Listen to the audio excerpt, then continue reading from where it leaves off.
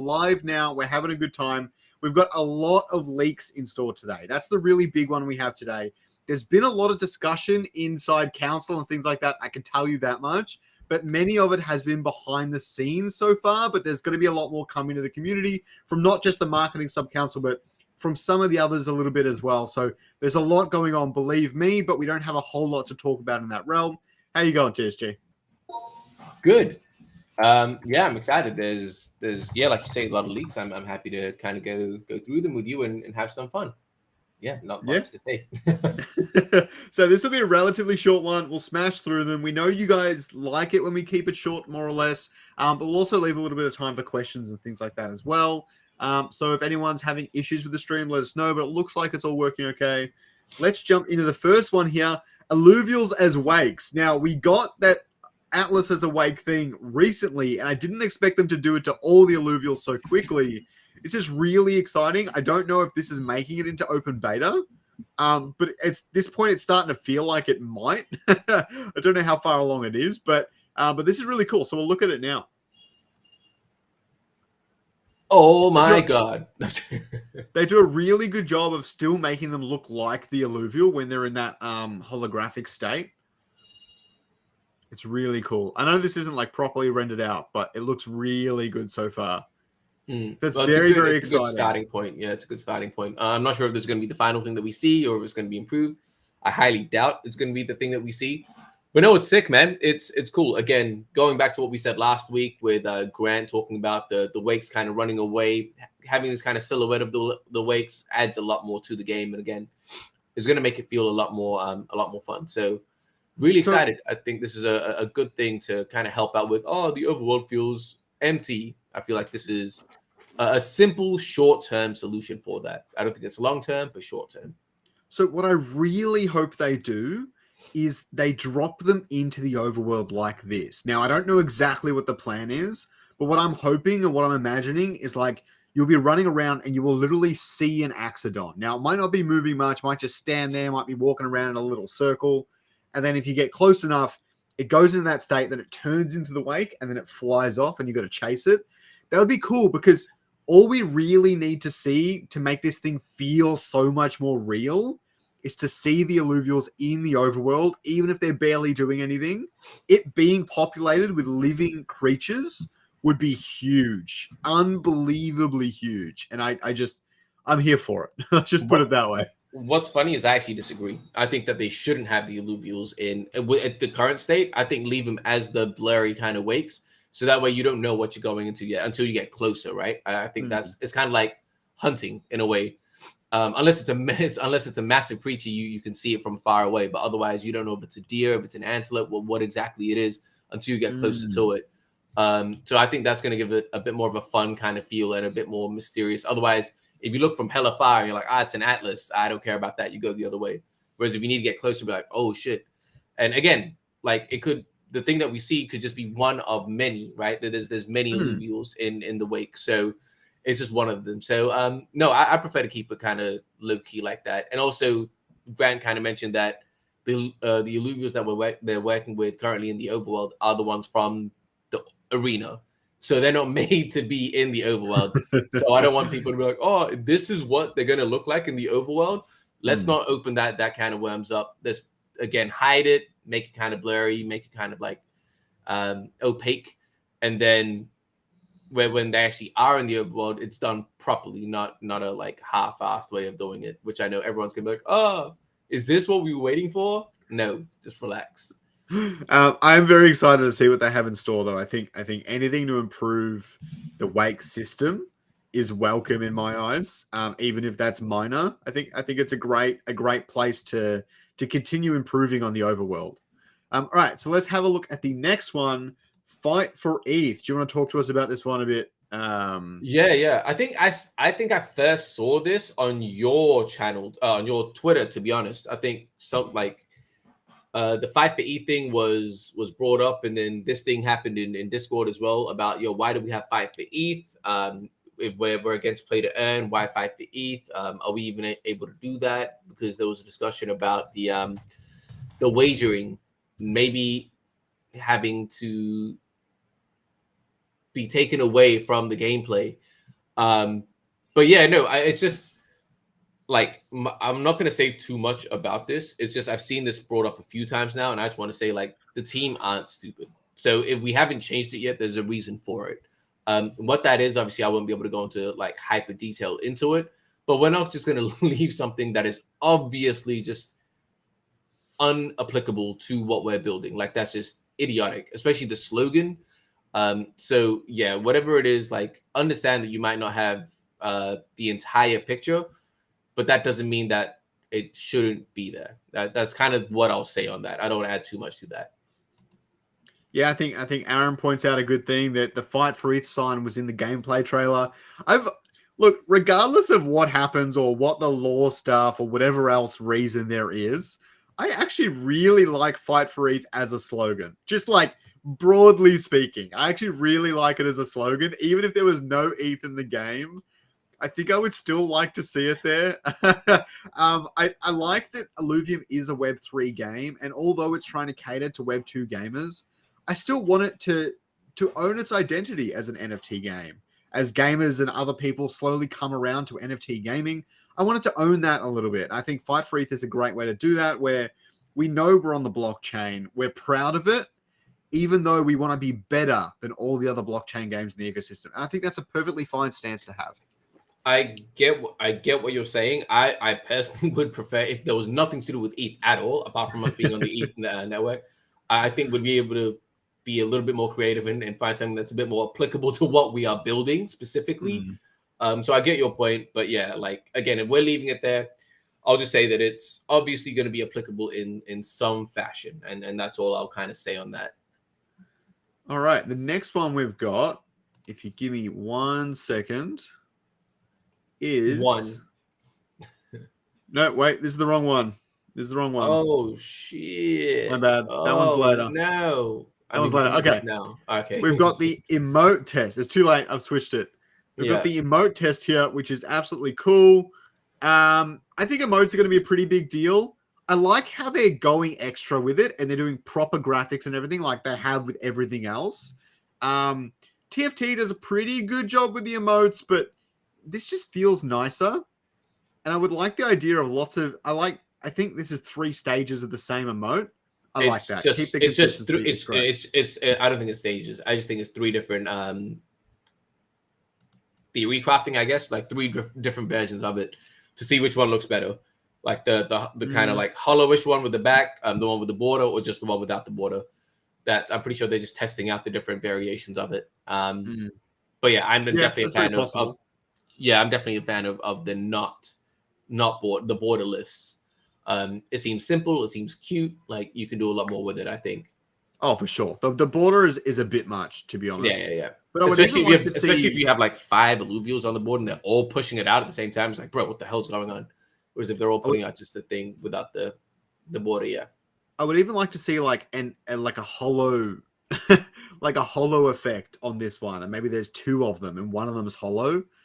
Just like I love that sort of stuff, and I think adding as many they make great artwork. I think leading into it at every chance we get, as long as it's not going to take up a crazy amount of time, I think it's a good idea. So yeah, no. So this is exciting. I think they look fantastic. I like how they come out of the little bulb on top of the antenna.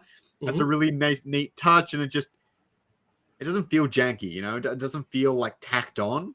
No, it feels like it's natural. It feels natural, integrated, which is what we need. It's important. I mean, we're building a real game. It's the little things. We're building a real game. The next thing we've got, which I'm really excited about, is the PvP chat leak. Yeah, we need to move Check this out, guys. Though, man. We need to move our faces. Hold up. Shit, we do too. There we go. All right. So the PvP chat leak, you can see in the bottom right, they've got little chat icon. You can see it right there. They bring up the chat, and you can see local guild and friends. I really like this UI, but more importantly, the UI, for as far as I've seen in public channels, Aaron at least has mentioned a few times that the UI is one of the last things that they work on, generally speaking, but in particular with PvP, they've had builds and rule sets and things that have been testing in the background, but there's been no UI. So this is proof that the UI is coming along. It is being built. You can see the rest of the UI is all upgraded as well. My favorite change being the borders for the cards. It's a little bit subtle, but I can't unsee it. I think the tier looks a bit different as well, and that's why it's so noticeable. And then on the left, it looks a little bit different. It's not. It's probably it might be the same, to be honest. But the UI is coming along, which means PvP is closer than it was yesterday. Oh, shit, that's a factual statement. Yeah. I love the chat thing, man. Again, I was telling you before this. I kind of told you. I didn't tell you the full story, but when I used to play Dota heaps, I used to speak in just made up languages just to like piss people off. It's just funny, man. Like you type random words, gibberish, and you kill someone, and you just type in all caps, "Wow," and they just get triggered. They just get triggered. So having this chat thing is going to be hilarious for me. So I'm going to be trolling like hell. And anyone that doesn't know me, anyone that knows me is going to know I'm making up random languages. Anyone that doesn't know me, yeah, I'm going to be making up crazy ass languages and saying random things. Look, people are going to be racist and be like, yo, you're from this country. No, I'm not. I'm making this up. It's just funny. It's funny to see this that. Doesn't exist. I'm from the moon. It's my new moon language. Yeah. Oh, dude, I just, it's funny. It's funny. Yeah. No, I think chat, it's going to make it fun, man. It's going to make it fun. You'll have to send me an example. But these sorts of social elements definitely go a long way. I especially like the guild tab. I mean, I hope we're able to have the Wildfire Guild, obviously, but it'll be good to be able to chat to people while you're playing, even for assistance. You might be like, "Oh, this is what my opponent just played." Maybe some of your guild members are online and they can talk to you right from inside the game. Maybe that's a little bit cheesy, but I think that could be neat. Yeah, but I really hope that you can like obviously for local, definitely no voice chat because there might be kids, you might be cussing, none of that. But hopefully for guild and friends, they can integrate voice chat. Obviously, I don't think that'll be in the MVP. I think at a later date it might get introduced, but yeah, definitely for friends and stuff, voice chat would be ideal. Oh, for sure, that'd be really, really sick. Yeah, I mean, there's no Web 2 game that bases a lot of their voice chat integration around Discord. Any of the really top esports games try to build in integrated chat. That being said, League of Legends didn't for a very long time. Probably for the best if anyone knows how toxic League is. But yeah. All right. The next one we've got here is the Tiktalik nerf.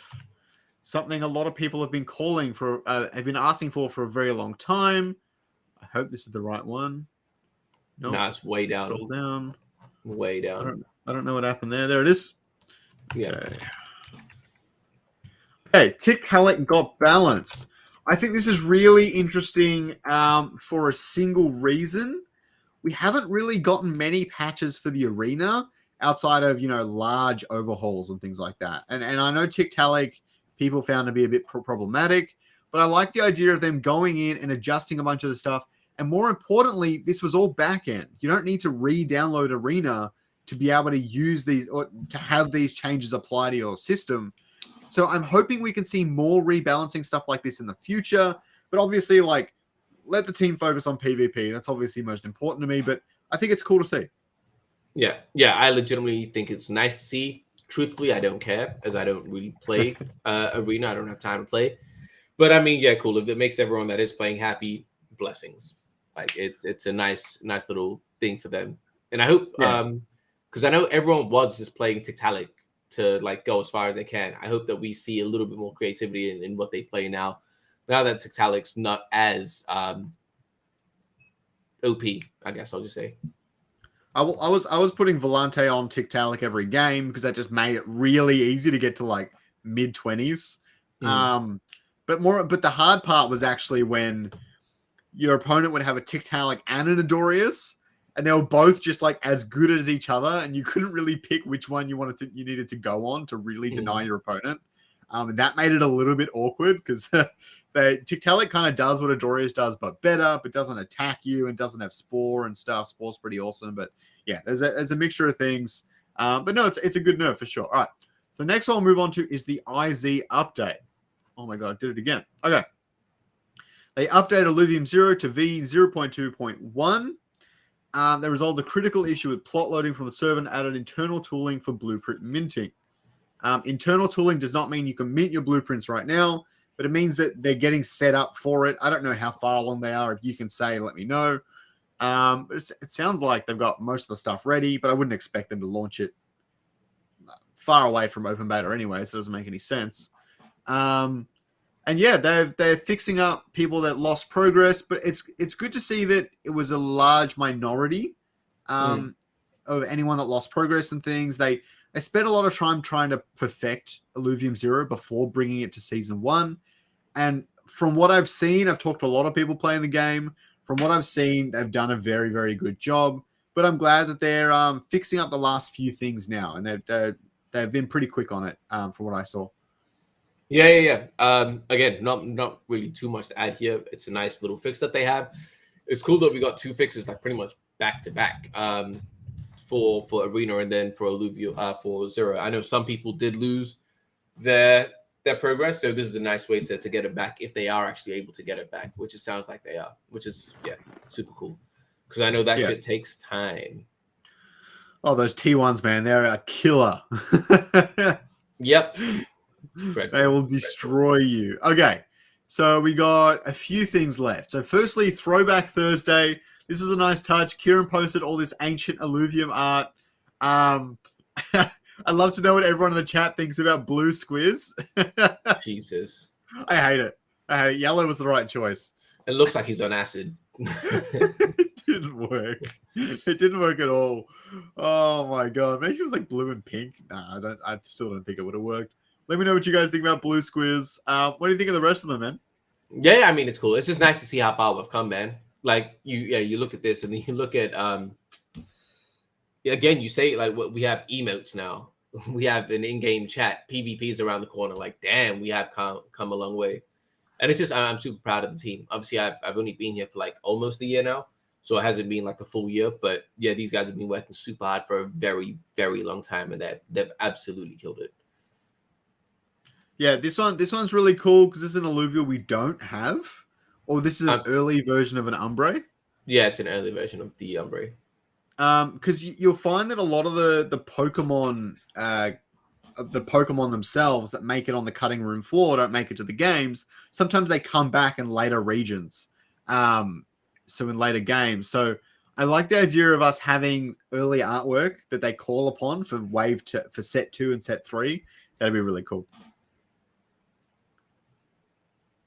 And all like, yeah, the skins for Mozart as well. There was actually a leak for skins for Mozart, having like super craggy skin and stuff. We don't have that today, but it's just a nice little thing. Again, skins are good. Everything we're doing, man, everything the team, I would say everything the team is doing is absolutely like, they're killing it. Like they're absolutely killing it. I would love to learn how many skins they actually pump out day by day. Like is Roger making like 5 skins a day, start to finish? Like, I don't think it's Roger. I'm sure that's not. Yeah, well, whoever is doing it and stuff, I'd love to know if they like, oh yeah, we complete 10 skins a day. That'd be a really cool stat. No, I don't think it's that quick. Like collectively as a team, not individuals, but yeah. Yeah. When is the game officially coming out? Currently on the roadmap, we have PvP coming out this quarter, and then open beta coming out Q4. That's what we've got on the roadmap so far. We've hit everything on the roadmap so far, so things are looking good. What's going on with the next tab, Jimbo says? With that next tab? Oh. The next thing we've got here is there's some awesome community content from this beautiful man who's beautiful in a bikini. And he talks about the quarter 2 recap of Illuvium. So I did watch this video. I really, really enjoyed it. He does a really good job talking about everything. Leaves PvP till the end. Classic clickbait. I love it. Great all-around structure. Really great video. If anyone is unsure about the future of Illuvium and what has happened in the past, definitely check out this video. I will chuck it in chat. Yeah, actually, anyone that was just like, we've had a couple of people in the chat say that they haven't been up to date with everything. This is a great video to watch for that specifically. Yeah, he covered everything that happened in Q2. Yeah, dude, love this dude. Like, obviously Jimbo's in the chat, so he already knows. But dude, the effort he puts in the editing and yeah, if he keeps pushing it and actually like being consistent with it, he's gonna kill it. He just needs to be consistent. Jimbo already knows that. By the way, guys, I'm on 4,997 subscribers. So if there's What? 3 of you here that haven't subscribed, I swear to freaking God. Yo, get him to 5,000, man. Just make it happen. I'm 3 short. It's killing me. All right. What's the last thing we got? Oh, no, we don't got anything else. So, all right. Oh, that's it. Yeah. Look at that. Need the 5K. Oh, all right. Yeah, no, it's been great chatting. Anything else you wanted to say before we start to close it out? Nah, that's it, man. I'm happy that this is a short one, the first short one that we've had since we've started this. Okay, what type of comp? What do you mean? What type of comp? Don't know what that means. X-Men. I apologize, but no. Yeah, happy for this chat, man, and keen to keep building it and seeing what happens next week and then the week after that. But like you say, there's a lot of things happening. What are you feeling about the fact that showcases once a month and we're getting all the leaks now back in Discord? Do you prefer this or prefer showcase? I don't really care how I get it. I like seeing it in Discord. To be fair, whenever I listen to long format videos, I usually do it at work, so it's mostly listening and less visual. I listen for the banter between Andrew and Grant. And that's one of that's probably my favorite part on Showcase, and listening to Grant and the way he talks about the different art and stuff like that. I've found that stuff interesting before Illuvium, let's be real. But yeah, catching up on my leaks in Discord is a lot easier for me. I can quickly scroll through, find the ones I really like, and really look at them and maybe post them on Twitter and all that sort of stuff. It's a lot easier for me to do. I'll usually check them out before they even show them on Showcase. But I still love watching Showcase for a lot of other reasons as well. So, yeah, agreed. I'm happy that the Showcase is still happening and we can watch it. There's a couple of extra stuff in there, but yeah, I'm preferring this. This just leaks to Discord. I would be sad if Grant wasn't posting many leaks to Discord, generally speaking. Like, even like one of his little data dumps every week or so keeps me very happy. If you didn't do it for like 2 or 3 weeks, I'd probably get pretty depressed. It would be sad stuff. Not that deep, but yeah, I get you. It is that deep. It is that deep. All right. All good, man. Yo, we need to run this game. Yeah, let's. Oh, what do you need to run this game? From memory, Aaron is talking about aiming for a 1060. I do remember in Overworld PB2, there was a lot of people saying that the game was way better optimized than PB1. So they're already making really big strides in getting the game to just run better and better. You won't need like a crazy expensive high tier PC.